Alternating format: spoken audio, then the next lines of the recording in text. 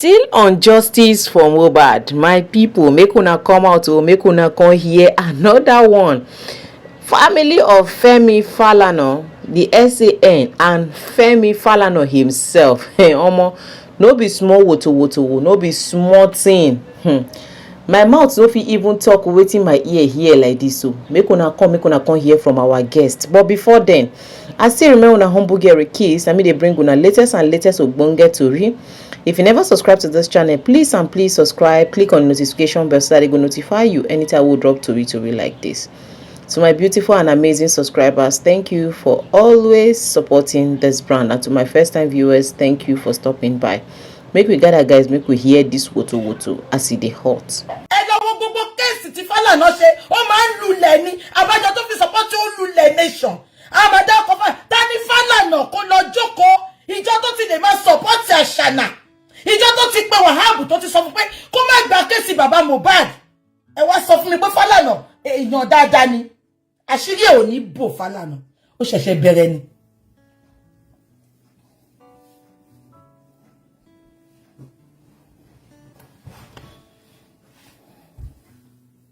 Abẹ́ ẹ̀gbọ́n mi ni wọ́n sọ pé kéèsì Timothy wọ́n lọ́pẹ́lọpẹ́ Falana ta ni Falana kí ló mọ Oríyọmí tó sọ pé òun ò ṣe kéèsì Mohbad mọ́ Falana pè ní ẹ jẹ́ kó Oríyọmí bọ́ta kó nírọ́ mo pa Falana pè ní oníṣọ́fẹ́ dúró sí kóòtù pẹ̀lú òun ni ó ní kó stop ẹ̀ àdẹ̀lẹ̀ blame Oríyọmí because lójú Oríyọmí ó wà ńbẹ̀ fún nígbà ṣòro ó bá ṣe kéèsì Timothy ẹgbọ́ voice skin ẹgbọ́ live video tí Oríyọmí ṣe tí mo post níjọ́ yẹn only the prime suspect run to the sand. You know the prime suspect sand that I used in the case of Timothy. Only do you see what is happening there?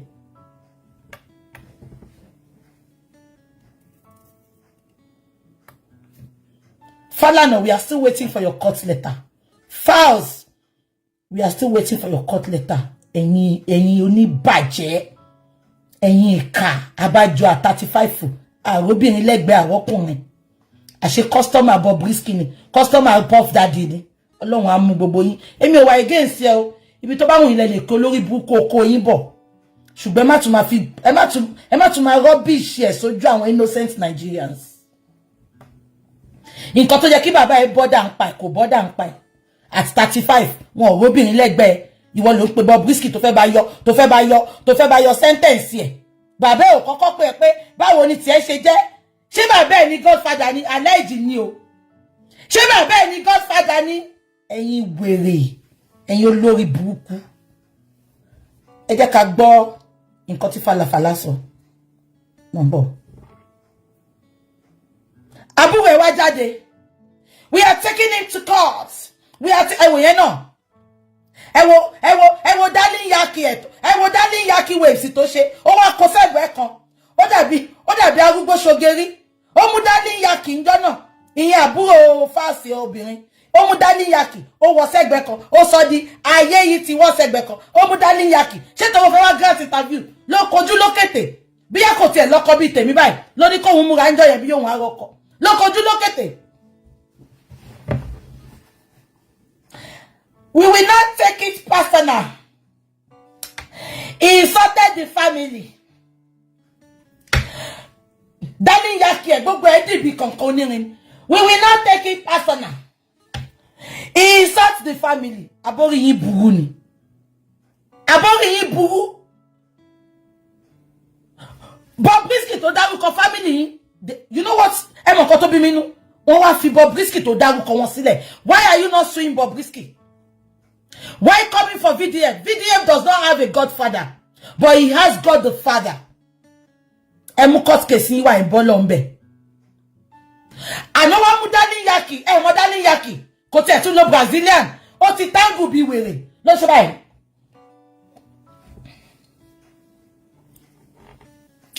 We are not backing down. He insults my daddy. He's insulting my daddy.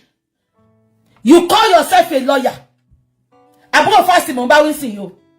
Do you know what it means to be calling VDM names? VDM can as well sue you as well. Oni nwe legbe kan ayé yìí ti wọ́n segbe kan ló fi party kan ni mo fi sáàrin ló fi segbe orí ló ṣe báyìí lókun ruby wudu maki lókun sete ló ṣe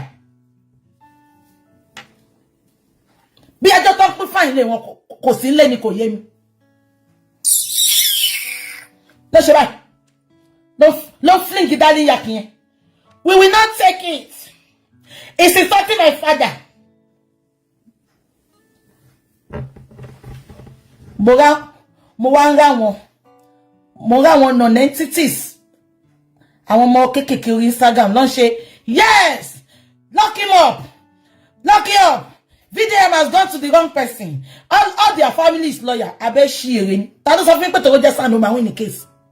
Falana. And he bring it on. Omu darling yaki. Ma won we darling yaki ta nlo. Tí àwọn ngba ayé àwọn ìyá rẹ̀ mi.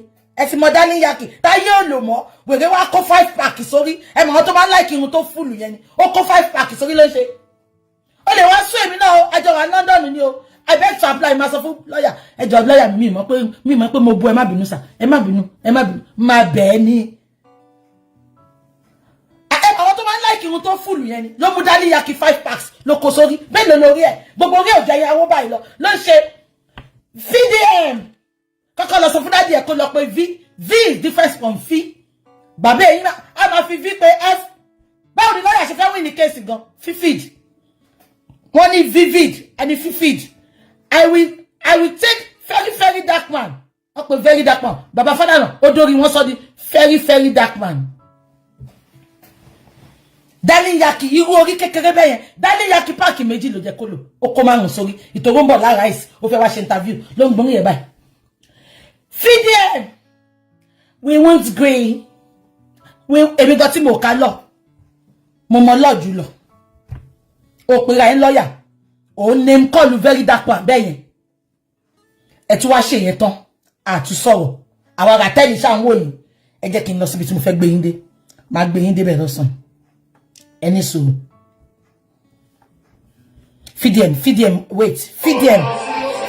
wait very dark man ẹ bá mi sọ fún bàbá Falana kó tó gbé very dark man lọ sí court kó kọ́kọ́ lọ bó bá ṣe ń pè very V is different from very dark man fífìd wọ́n ní vivid ó ní fífìd ojú wọn dàbí ìgbà tó bá tẹ̀gbẹ́ jẹ̀dí mọ́lẹ̀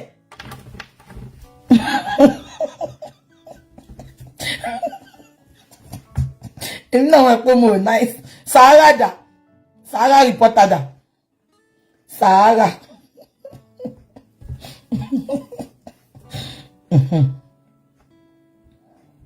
now ṣé ibi tí mo ti fura sí bàbá Falafala mi rí bàbá Falafala kó grant interview tó yẹn rí tó bá máa grant interview gan bí wọ́n lọ sí court wọ́n interview wọn abẹ́ ìrántí ìgbà tí èmi náà mọ̀ pé mo nice ẹ má worry bójú bàbá Falafala ṣe rí ni ẹmọ tí yàn bá rìn lọ tó bá wá tẹ̀gbẹ́ jẹ̀dí mọ́lẹ̀ gbẹ̀m ojú ẹ̀ máa dàrú ni bójú wọn ṣe rí naturally nìyẹn kò ń ṣàwọn náà ọlọ́run kọ̀ fún wọn àwọn ọmọ tó fáìn jíǹkì wọn ni tọ́wọ́ lẹ́pọ̀ àwọn ọmọ yẹn jọ wọn ni kò ní dá ẹmọ tẹ bá rìn lọ lójú títí láàárọ̀ kùtùkùtù tẹ fẹ́ lọ́wọ́ trade àbẹ̀fẹ́ sẹ́ráì máa lọ síbi iṣẹ́ kẹ wá tẹ̀gbẹ́ jẹ̀dí mọ́lẹ̀ àbí kẹ tẹ̀gbẹ́ ajá mọ́lẹ̀ lójú títì kẹ tẹ̀ mọ́lẹ̀ báyìí mọ́ bẹ́ ṣe máa ṣojú bójú bàbá Falafala ṣe ẹ jẹ́ ká gbọ́ nǹkan tó fẹ́ sọ ń bọ̀. ṣé níbi tí mo ti wá fura sí bàbá Falafala ẹ wò mí sìn tí n bá ṣe anything I don't owe anybody explanation. Àwọn tí mo feel pé mo owe explanation máa sọ fún wọn. Bàbá Falana ló fẹ́ gbé VDM lọ sí court. Òun ló tún rojọ́ lójoojúmọ́. Ibẹ̀ mo ti mọ̀ pé there is more to what we are looking like that. There is more. Sí voice note tá gbọ́ yẹn. Ṣé wọ́n pé bàbá Falafala ló ti kọ́kọ́ ṣakọ. It's going to court. Tí ọmọ wọn náà Fadékẹ́mi onídàáni yaki. Lòun náà bọ́ta. We have a court, you know, in the family of lawyers, we don't talk too much. we don't know mo dání ya kiyen ló fi segbe kò wá sójú ẹ o kò wá sójú ẹ o ẹ sì ma tó bá like bí ṣe bí center party mo ṣe we ó tún lọ mo dání ya kiyen side party ló ṣe bá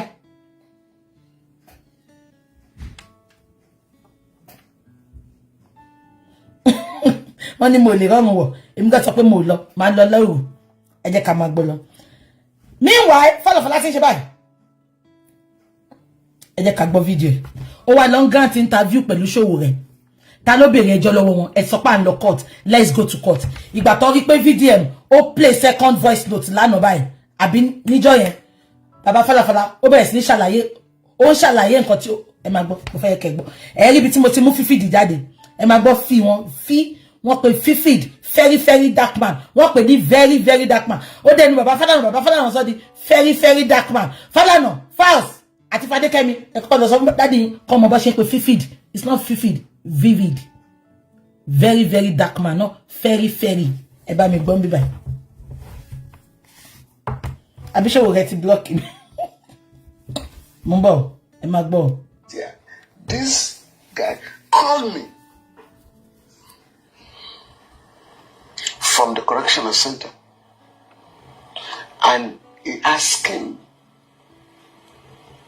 are you calling through the superintendent of prisons? Shetiri Said, Tebanwa Elisuro Tebanwa Oniro lawyer àti Ro 5 and 6 ni Falana is telling us now that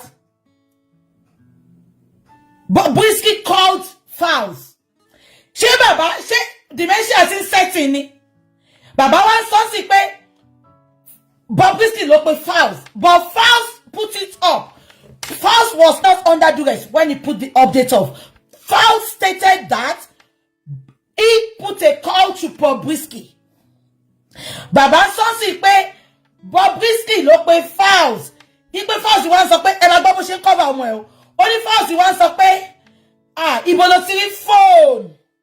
Ṣé superintendent of prison ló fẹ́ phone ni ẹ wo bọ́ ọmọ rọ́pa. Ẹ jẹ́ ká máa gbọ́ lọ. Ẹ máa gbọ́ o. Ẹ jẹ́ ká bẹ̀rẹ̀ láti bẹ̀rẹ̀. Ẹ máa gbọ́ o. On May 4 this year, this guy called me from the correctional center and he asked him, are you calling through the superintendent of prisons? Said no. Said, please, I'm trying to raise 3 million naira so that I can be placed in a special part of the prison, as in the VIP section. Man said, please, stop calling me. And if you are going to call me next time, do it through the proper channel, or if you are going to write a letter, let it be endorsed. I had to ask him, right? I mean, Dad, you were regularly detained in the prison, so I should be familiar with the laws and regulations. So I know under the law, you can't communicate with anybody outside the prison without going through the official, channel. And if you're going to send a letter, it must be endorsed. So I was being careful. And I advised him, I know you appeal to other people, but that was it. And that was the last time my son spoke to him. It had nothing to do with pardon. Right? Because my son knows that I do not charge for pardon. Shengbo. Kí ló dé tí bàbá Falafala ṣe ń sọ̀rọ̀ on behalf of Fowles? Fowles is an adult. He's 35 years. Báwo yàn ṣe sọ. Why can't Fowles talk since all these days? Kàkà kó sọ̀rọ̀. Fúnkẹ́ Akíndélé ló ń gbé photo Jennifer sí. Ijo Jennifer mi ló ń jó. Let Fowles come and defend himself. Falana, ẹ̀ ń pa pẹpẹ ẹ̀rọ. Ẹ̀bẹ́ gbọ́. Ó ní Fowles sọ pé kó má pe òun mọ́ tó jẹ́ pé ọmọ ẹ ló pé. Ṣebí gbogbo ẹni Bobrisky sọ. Okay, now we accepted what you have said, Baba Falafala. Why can't Fowles come and defend himself? Ó ṣe pé bàbá sọ pé Fowles ó ní case ló ń ṣe ló ń gbé photo ẹ̀ sí ló ń gbé photo ẹ̀ sí. Fúnkẹ́ Akíndélé ìwọ múra sí o. Ṣó lálábò sí yẹn bí ṣe like ẹ tó. Ẹ wá ń gbé photo kan sí. Ẹ fẹ́ fi cover gbogbo agege tán sọ ń pa ẹ̀. Àṣírí gbogbo yín máa tú ni. Ó yín máa ká gbogbo oil, baby oil tí pump by the side. tó supply gbogbo yín wọ́n yìí máa ka mọ́ gbogbo yín lọ́wọ́. Now why is Baba Fala why is he talking on behalf of Falz? Why if Falz only why defend that? If Falz could be asking VDM, what have you heard about me? Falz is an adult. Falz is talking, is jumping up and down. Let Falz come and defend himself. Don't talk for him. Baba Falana, there is more to that voice note. Are you the godfather? Is Falana Bobrisky's customer? Let's know so that I'm a bit of my channel energy was see. You don't need to be defending your son. Let Falz come out and defend himself. Don't make us to believe that he is busy doing Jennifer. Jennifer to produce a film where what can shake Poloni. Come on, no time here. Come on, officer on it and cut video muso. About Joti Simi fi Falz sile. O ti ye mi sin. Ṣé me pe Simi London date Falz ngba yin. A de fi pon fe date ni. Kadekunle gold. Ekpon Adegunle gold geye. Bi ekpon eshin ni. Tó bá ti ti ni be yen, nǹkan buku ló máa wà lábẹ́ wọn. Simi dúró títí ó rí pé kò fọwọ́ kò ṣe nǹkan kan. Ó kàn máa ṣe bí dídìrín kan. Simi ya gbéjà. Tẹ́ bá dẹ̀ àwọn èèyàn bí Simi yẹn. Wọ́n máa ń like ìbásùn gan ni. Wọ́n máa ń like ìbásùn ni. Simi faranu títí ó fi gbẹ̀gbẹ́ nu ó fi gbogbo ẹnu. Ó rí pé kò fọwọ́ kò. Ẹ wo gbogbo ọdún tó fi dán wá yẹn. Ó ra Adegunle gold báyìí. Tẹ́ bá dẹ̀ ra Adegunle gold. Ẹ lọ wò sálẹ̀. Tẹ́ bá ti rí àwọn tó rí bẹ́ẹ̀ yẹn. Dibanji Adekunle gold. Nǹkan tó máa wà lábẹ́ wọn bí tẹ̀sìn ni. Fura pàpà ó máa nà gbọ̀gbọ̀gbọ̀gbọ̀ ni. Wọ́n máa fi sábẹ́ ni wọ́n máa lọ pọ̀ mọ́ tán wá wọ boxers. Ó dúró ti fast títí kò rí kan ṣe kan. A máa fún ní fake love lójú social media. Kò fọwọ́ kan kò ṣe nǹkan kan. Simi ariwi. Simi ariwi. Ó dúró ti Simi títí kò rí kan ṣe kan. Simi ya lọ bá Adekunle gold. Àwọn kan tá Adekunle gold tó ṣe báyìí ló gbà. Bó ṣe jẹ́ pé ó máa tẹ́rọ fọwọ́ lé Adekunle gold. Nǹkan tó wà lábẹ́ Adekunle gold tó gbọ́dọ̀ bá Simi kó kare ma ẹ̀rín ló máa ń rin lójoojúmọ́. Ẹ̀rín ni wọ́n máa fọwọ́ kan àwọn tó ti Simi ti gbà nǹkan sára. Simi dẹ̀ máa like nǹkan tá sọ yìí. Ẹ̀pọ̀n Adekunle gold àtòkù ẹ̀. Firigbọ̀n ni. Ẹ wá ní kó dúró ti falafala Agége. Èmi náà sọ, mo like ìfẹ́ wọn pọ̀ ńgbà yẹn, ìfẹ́ Yẹlé àtàdàbà ni. Ṣùgbọ́n kò tọ́ ṣe, kò bá sùn. Ó yá sá lọ.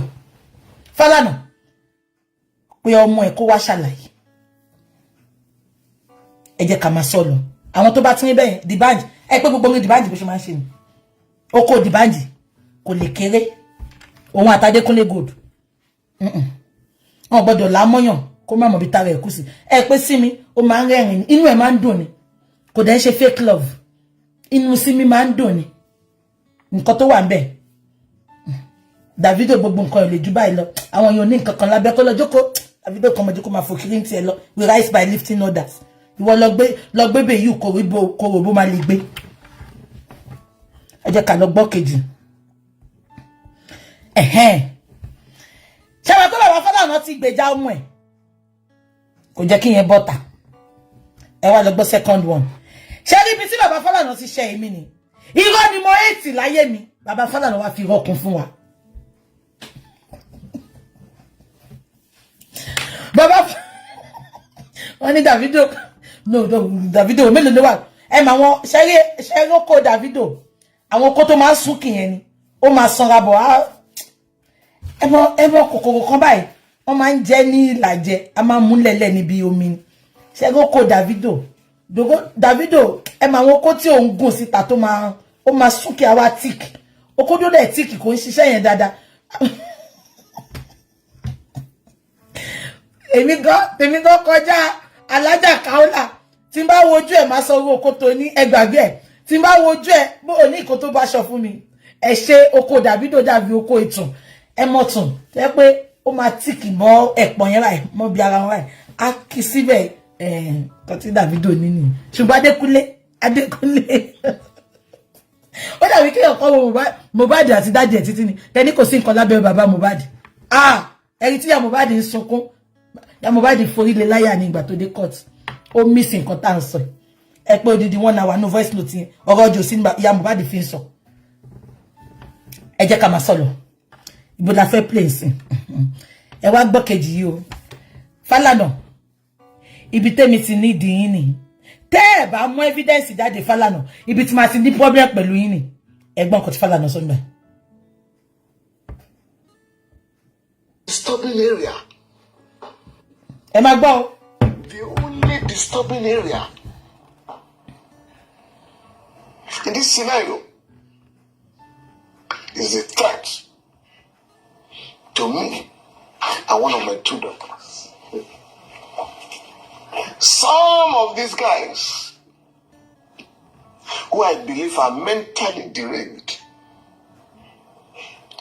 are dared me. If you like, if you go to court, we shall burn your office. DJ YK.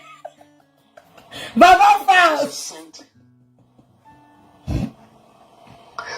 Messages to one of my daughters. We want to see the message. If your father goes to court, we shall kill you. I beg your pardon. Sheba, this is why I have problem with Falana. Falana knew if he goes to court, there is no case. Egbagbe. Because VDM kolo darukwe, Bobrisky no darukwe. Why is he protecting Bobrisky? Why is he not suing Bobrisky to court? Why can't they call Bobrisky out? Now Falana is now saying, one threatening no one to mba movie ko fe lo court ni o. Mo kan to ṣẹlẹ̀ ńbẹ̀. O mo pe o ma tẹ ìwọ̀nba àpọ́nlé tó kù láre. Ó dẹ̀ ti ní pé very dark man. Ó ti drop another audio. Ó wá bọ́ta. Ó ní kò tiẹ̀ ṣe court tó ń fẹ́ gbé VDM lọ ló bọ́dà òun mọ́. Ó ní wọ́n threatening òun pé tó bá gbé VDM lọ sí court. Ó náà sọ pé máa jó ọ́fíìsì òun. Ẹjọ́ ṣé Falana ṣẹ̀ṣẹ̀ ṣiṣẹ́ ni? Mélòó làwọn Ratẹ́lì tá fẹ́ jó ọ́fíìsì? Mélòó làwọn Ratẹ́lì? Àjọ Ratel gang I look like ọ̀gá wa. Àwọn àtọ̀gá wa VDM àjọra wa. Mélòó ni wá? Mọ̀ kan tó ṣe mẹ́. Falana àti Rọ́fà Francis ni. Àti Kẹ́mi Olúlọ́yọ̀ ti sọ, mo rò bọ́ ń parọ́ ni. Abẹ́ ẹ̀gbọ́, ó wá sọ tán, ó sọ pé wọ́n náà máa wá ju ọ́fíìsì òun. Kéèsì tó le jù gan, kéèsì Adédoyin tó lówó lọ́wọ́ gan, wọn ò lọ ju ọ́fíìsì Falana. Ó ní wọ́n tún wá send the death threat sọ́mọ òun. Baba Falana, VDM is always coming out with receipts. Baba Falana, we need your receipts. Ẹ má lọ gbé message for myself to myself. Wow. Mama bá ṣe detective for myself to myself. Oh. Irọ́ ló ń pa o. Ta ló threaten wọn? Ẹjọ́, wọ́n threaten mi. Ẹ bá pé Baba Falana, ó ti bá ya mohbad ṣiṣẹ́ dáadáa. Wọ́n threaten mi. They are sending ó ní wọ́n threaten ọmọ òun pọ̀ máa pa. Ẹjọ́, kí lọmọ yẹn sọ? Kí ni ọmọ yẹn sọ tó fẹ́ pa? Kí ló ní táwọn Nàìjíríà burú báyìí? Exactly. Baba Falana, make it make sense. Threatening your daughter for what? For coming out to speak on behalf of the family. But ẹ jẹ́ pé o Daddy Yaki, ó fọwọ́ kó sẹ́gbẹ̀ báyìí. Gbogbo time tó fi jẹ́ kó sọ̀rọ̀, Daddy Yaki ló fọwọ́ smooth báyìí. Ló fọwọ́ smooth báyìí. Ló wá sára ìsìn ló ṣe báyìí. Ló wá sára bẹ́ẹ̀. Àbí kan tí mo sọ yẹ yìí. Make it make sense. Kí ni tí ìṣe tó fẹ́ pa yín? Ẹ tí ìgbé VDM lọ sí kóòtù. Bí àwọn sọ pé bí a kóòtù ò favour àbọ̀n ti mọ́lé. Why tó ṣe fẹ́ pa yín? Bàbá yóò tẹ̀ mú ọ̀yẹ́ láti ibi kékeré rárá. Abẹ́ ẹ̀gbọ́n ni. Abẹ́ mi nìkan mo gbọ́ ni. They are sending threatening message to his daughter. Ipò fẹ́ pa ọmọ ẹ̀ tó bá gbé VDM lọ court ẹ mọ̀ bí tó ń lọ yẹn. Àwa sọ pé àwọn ò gbé VDM lọ sí court tán. Nǹkan tó ń sọ nìyẹn o. Ibi tó mọ́rọ̀ lọ nìyẹn. Àǹtí mi Yẹmí dẹ̀ ti sọ sí pé ó sọ pé kò sí kéèsì fún, ó ní kò sí section, ó ní kò sí law fún nǹkan tí VDM ṣe yẹn. Ipe so òun ò gbé VDM lọ sí court.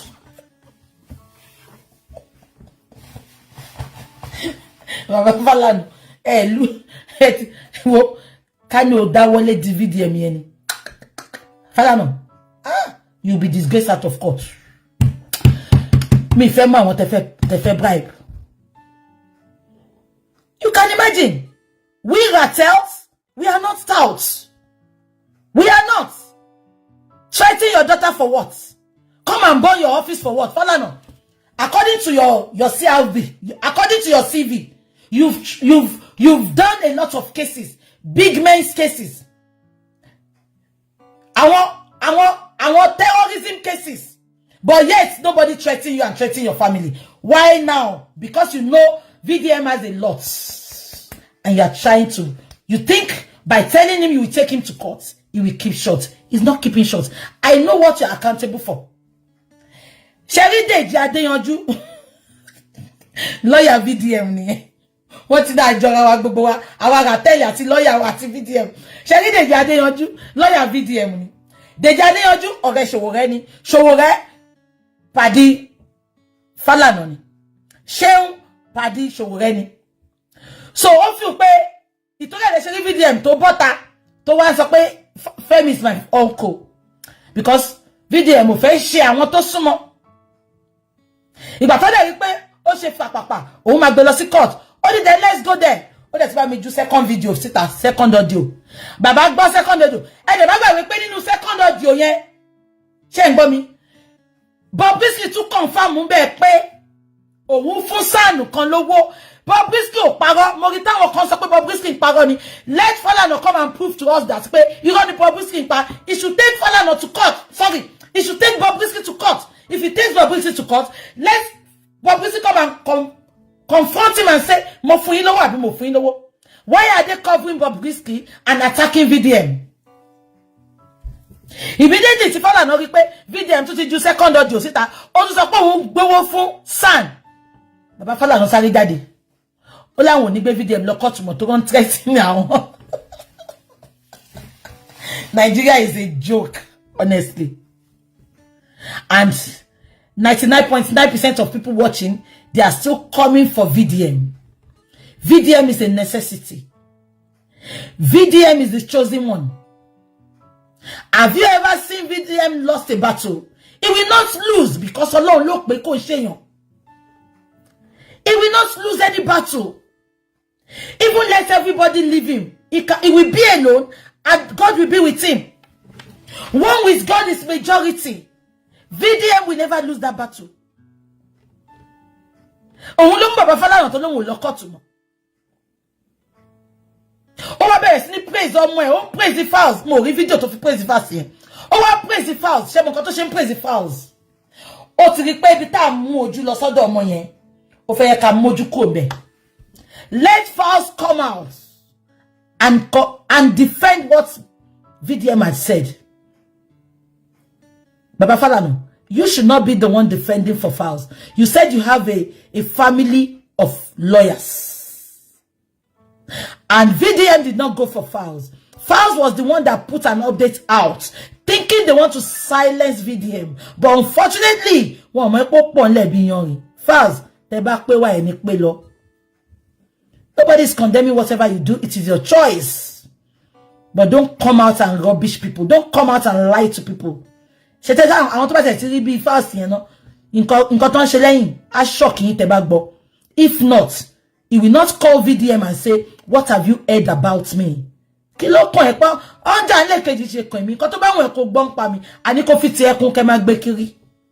Why is it so particular to ask VDM, what have you heard about me? What are you doing in your closet? Falana. Fouls. What are you doing that you don't want anybody to hear? That you are so smart, so fast to ask VDM, what have you heard about me? Fouls, I am putting it to you today. Ele loko gbogbo family of Floyiwa. Kewa pe mi lejo ma be yin ni. Fouls, I am putting it to you today. You have a lot of skeleton in your cupboard. And if you don't retrace your steps, everything your father had done in Mohbad's case, it will haunt you. And the world will know the kind of person you are. Fouls, I am saying this authoritatively. You can sue me to court. I care less. Fouls, whatever you are doing behind your camera, and you think you want to pretend to the public, at the time,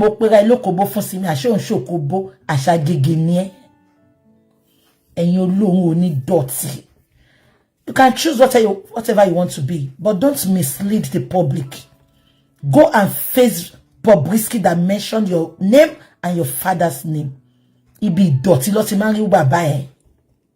and face Bobrisky and leave VDM alone. VDM is not the problem of Nigeria. Somebody was supposed to go to prison. You gave him his phone. One godfather put him in an apartment, enjoying more than the people that are not in prison. And you are here coming out with your dirty mouth and saying you want to sue him to court. Did you hear your name from him? Why can't you people put all that energy on Bobrisky that keeps on mentioning your name? Do you know everything VDM had got? He had a lot of voice notes. And if care is not taken, he'll be putting it out. And both of you will be disgraced. And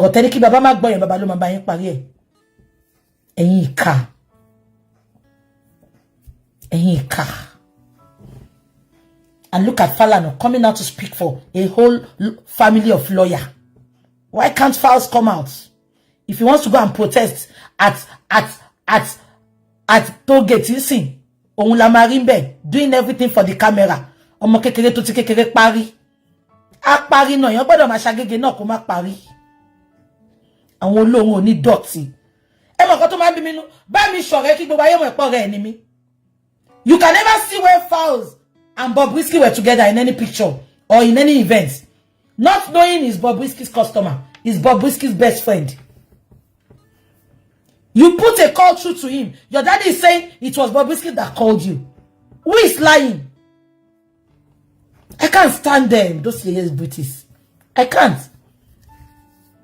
And look at them. On Derubakayo, the VDM, or Gatiwa, Rateliwa, or Ambubuwa. When I was Togawa illiterate in you. Boya literate in you, and she literate. I just cannot cut. Fala not change your money. Only because I should cut you, fake VDM nonsense. Only one threat in you. Baba, Emparo, lawyers and lies. They are 5 and 6. DJ YK Mule. Talon threat in Talon Momoy. Talon ni phone number moy. No, let's ask. Talon ni phone number moy. I just got to say them. To buy no talon threat in one. Fast loan threat in one. Oh my petit baba won't follow up case here. Ashiri on what to. Oh ya no phone number me. Hello wo dada. Talon mo bishe wa gbogbo gba ti mo fu ale ko mo Fami Falana. Ọlọ́run nǹkan tó ṣẹlẹ̀ nìyẹn. Tó bá jẹ́ pé lóòótọ́ lọ threaten ní obìnrin yẹn o, tó sọ pé fẹ́ pa, Fowls ló lo fake number tó fi threaten àbúrò ẹ̀ because ó fẹ́ kó drop case yẹn. And everything VDM says on the internet is always having a receipt. Ẹ ní kí bàbá fún wa receipt pọ́n threaten wọn. Ẹ ní kí bàbá fún wa receipt so that we can follow it up and report the perpetrator to the police. Bàbá Falana, ẹ̀yin máa ṣe interview lẹ́ẹ̀kan sí o. A fẹ́ rí ẹni tó threaten yín. I fẹ́ check number yẹn. Is it for myself to myself? Ṣé kò ṣe fast ló threaten yẹn àtọmọ yín? Tó mọ̀ pé tí very dark man bá gbé nǹkan tó wà lọ́wọ́ ẹ̀ síta. Àṣírí máa tú. Ṣé kò ṣe fast ló threaten ẹ̀yin àti onímú dálí yaki? Nobody is threatening you, Baba Falana. Stop lying to the public. Stop it. Stop it. You are just overrated. We have a lot of sun in Nigeria. We have a lot of baristas in Nigeria that are doing greater things than you. Just because your face is everywhere doesn't mean you are the best. Please, respect yourself and stop granting interview. If you are true to yourself and if you have no skeleton in your cupboard regarding that voice note with VDM, you will not be granting interview. Up and down. Leave it. Let court decide. You say you are going to court. You are taking VDM to court. Let court decide. And stop granting interview and lying that that somebody wants to attack you. They are sending your daughter threat message. Fukini, kilo so. Ṣé ti WhatsApp pé yìí sí ẹ̀yẹn. Lawyer tó sọ̀rọ̀ bí hairdresser. Ṣé yẹn ló fẹ́ threaten? Ẹ jọ̀ọ́. Ẹ kó là kó lẹ́kọ̀ọ́. Now, ẹ jẹ́ ká fi yẹn sílẹ̀. I'm going to play you a video, a voice note. Mo fẹ́ lọ síbì kan. I want to go somewhere, but before I go there, I want to play a video. I'm coming. I just can see page to video here. There is a lot of inconstitution in Nigeria, and if we don't stand up for our rights, Nigeria will be the worst country in the world. Because Sherry, Bobaye ton je Nigerian sin, aye family ten to Tony. I beg me. I just can play voice name. Okay, to more continue so. I just can lọ síbẹ̀.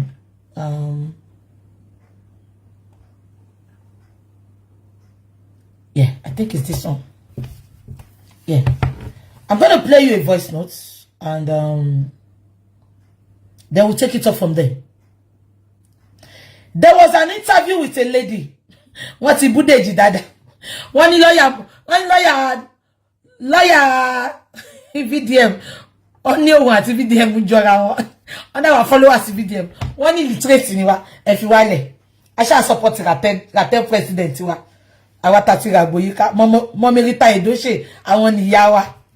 Now, I want to play you a video. This video is not part of what I want to talk about. But mo fẹ́ gbé yín débi pé mohbad di competition. What do petition you see under the carpet? I want you to see the system we are involved in Nigeria. The same thing happened to this lady that I want to play a video. She used to be Burna Boy's girlfriend in 2017. I want you to listen to the audio. Then we are going to relate it to Mohbad's case. When Mohbad wrote a petition and his petition was not granted. But let us play the video first. Okay? Yeah. So this is a video of a lady. Shetri. This is the lady. She used to be Burna Boy's ex in 2017. I just keep playing for you. Emagbo. Acted that Burna impregnated you. What do you think about that? Is that true or false? We're in a relationship for 3 years, so things happen. And it's natural for people in love for them to get pregnant, for me to get pregnant, because I'm a lady and I'm fertile. So yes, I was pregnant for Burna Boy. When I was pregnant, the mother came and dismissed me. But I was disappointed that a mother, a woman like me, that knows what it is to be pregnant, dismissed me, even knowing that I was bearing his grandchild. But did you know Burna Boy said that he only has with you for just only once? That's funny because we have been in a relationship for the past 3 years. So is it the beginning, the middle, or the last one that formed the child? So you mean Burna Boy was lying that he... So there's a lot of rumors out there that Burna impregnated you. What do you think about that? Is that true or false? We're in a relationship for 3 years, so things happen. Just only once. You know the truth that we have been into each other. So him saying once is really surprising.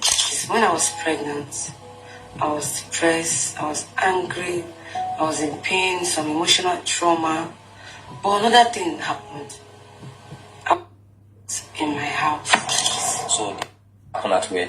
Lekki phase 1.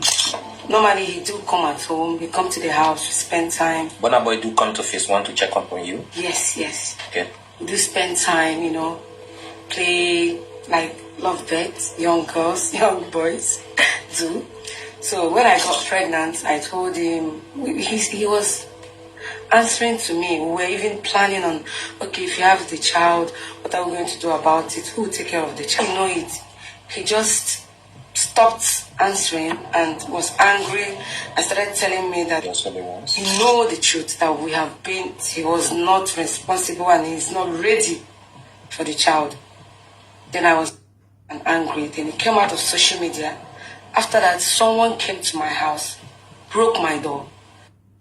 My friend. Luckily for me that day, I was not around. And my so I came home, everywhere was deserted, people were running, my door was broken. I was scared for my life. I started running from one friend's house to another. I barely eat, I barely do things, I can't even concentrate in my business. So out of those struggle, I lost my child. So what do you think about the in phase 1? Do you think Burna Boy is responsible for that? Well, the person that came had a max, according to my friends that was around, had a dread and a max.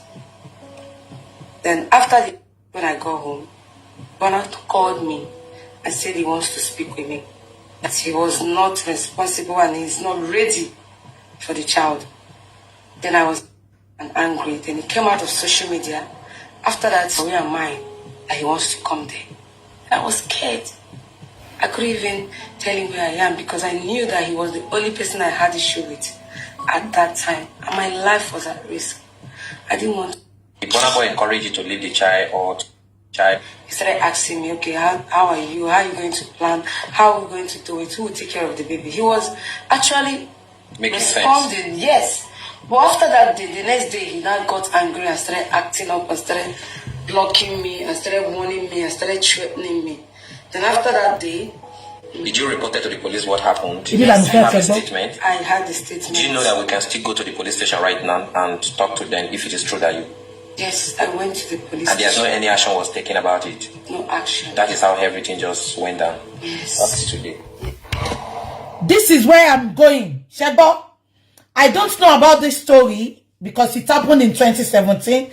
That was Burna Boy's ex-girlfriend, and I'm not talking about the story now.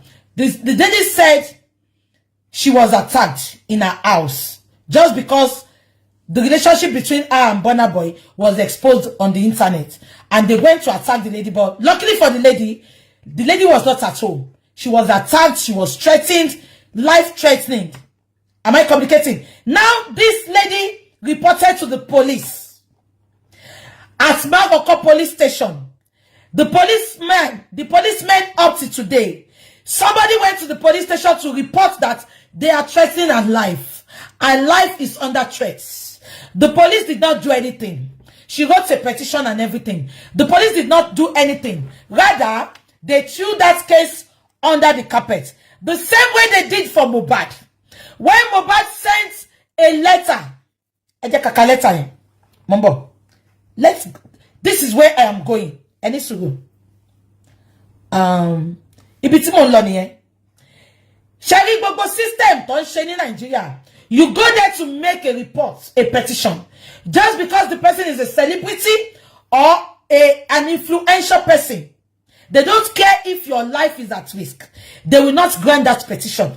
The police will call the person. Pé wọ́n ti wá fẹjọ́ yín sùn. Kí ni káwọn ṣe? Now, ẹ jẹ́ ká tún padà lọ. Mo fẹ́ lọ ka petition Elegushi. I'm coming.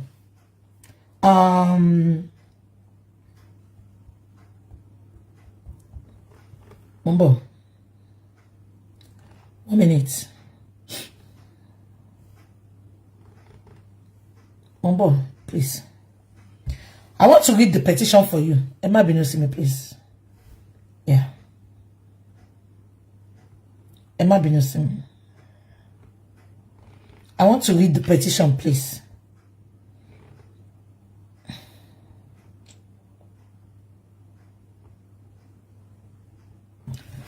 Yeah. 1 minute. Yeah. Please, at the mohbad listen attentively. Anoba Promise Oladimeji, Royal Pine Estate, Orchard Road, Lagos, on the 27th of June, 2023. Yeah? The assistant, so this was, you know, directed to the Assistant Inspector General of Police, the Nigerian Police Force, Force Criminal Investigation Department Annex, Alagbon Close, Ikoyi, Lagos.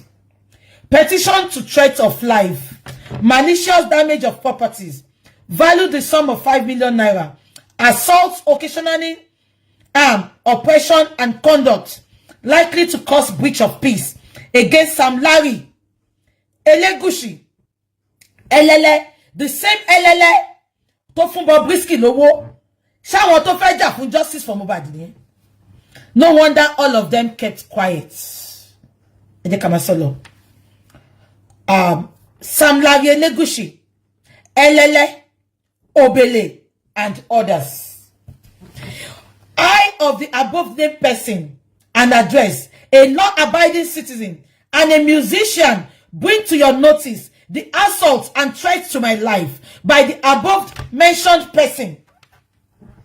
On the 25th of June 2023, while I was having a video shoot with another artist by name Zalanta,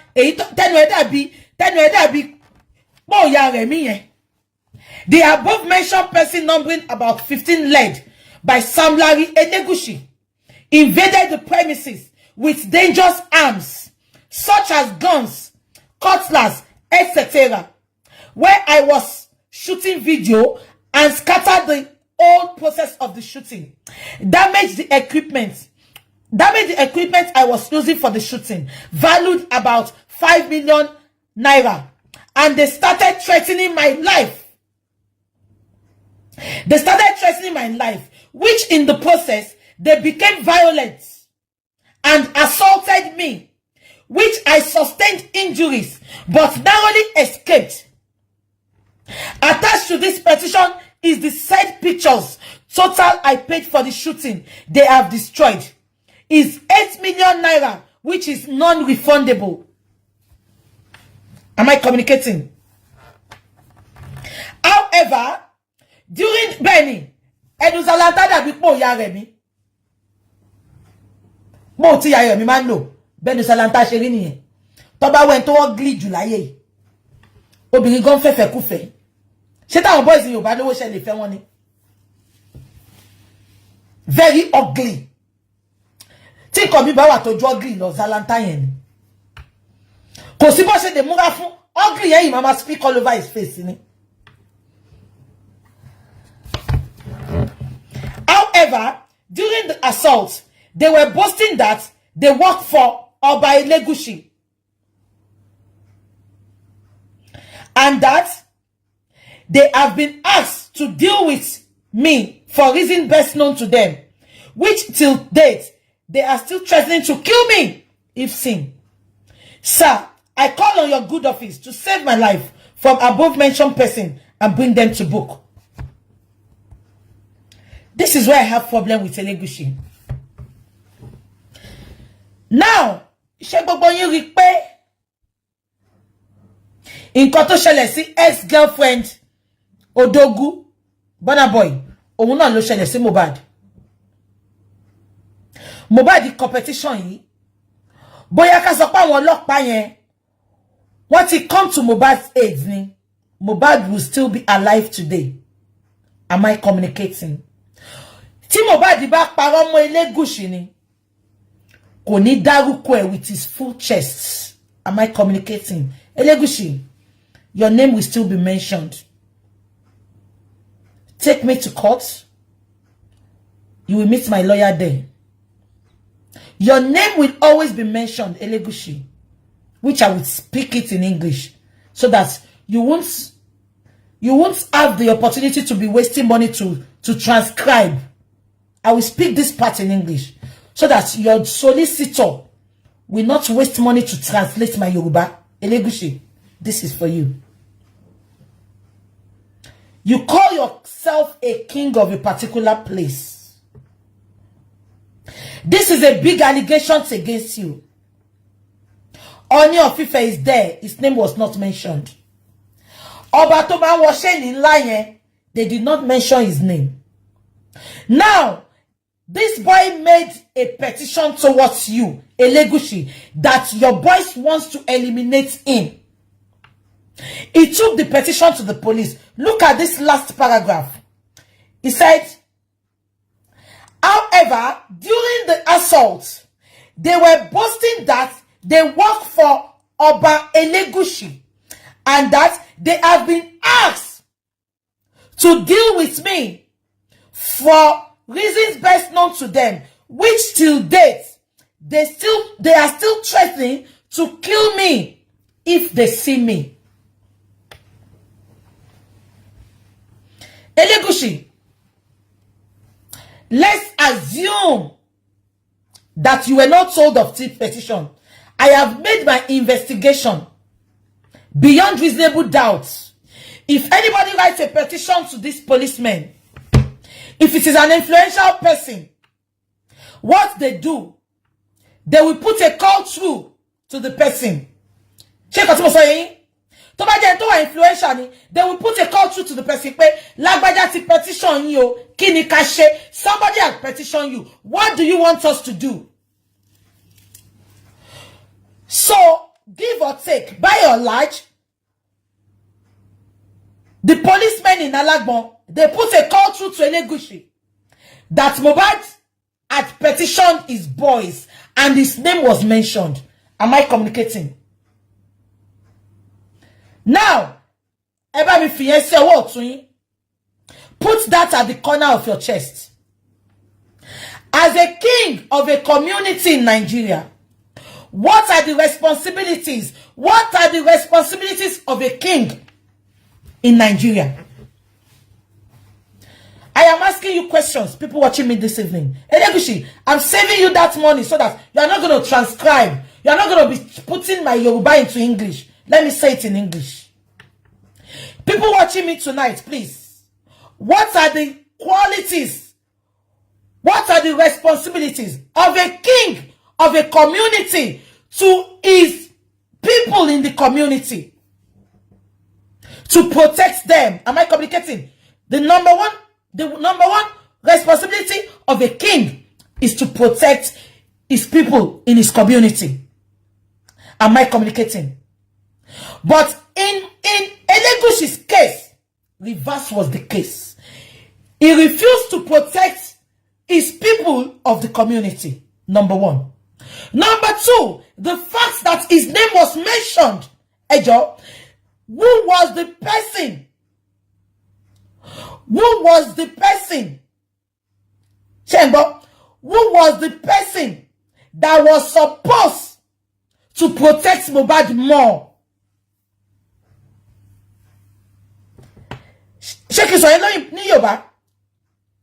Mohbad made an allegation.